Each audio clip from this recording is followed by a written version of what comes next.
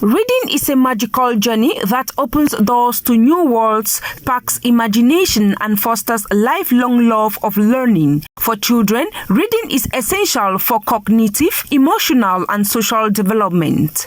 Okay, so I think that first and foremost, reading is beneficial to children in that it broadens their scope.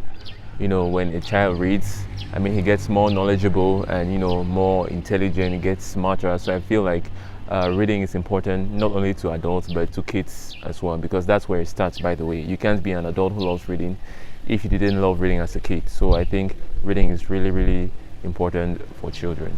However, children who do not read enough may face significant consequences that can impact their education and future opportunities. Children who don't read enough are limited.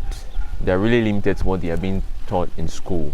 Like if you don't read outside of your schoolwork, if you don't read extracurricular books, storybooks, literature books, and just anything about general knowledge, I feel like you're limited to just what you are being taught in school, which is, you are, as compared to another kid who reads beyond schoolwork, you're not as knowledgeable, you might not be as smart, your scope is just limited to what you... In this light, parents, caregivers, and educators have a lot to do to encourage children to explore different genres of books, authors, and topics in order to foster a lifelong love of reading. You can promote reading amongst children by getting them more books outside of school books.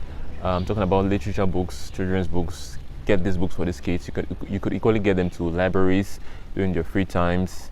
Encourage reading amongst them. You can also take them to book fairs, activities where they get together and, have books to read. To make reading a fun and enjoyable experience for children, some reading materials are recommended. Obvious reading materials I will recommend for children are books, of course, children's books, most especially since they're kids. You could equally get them tablets.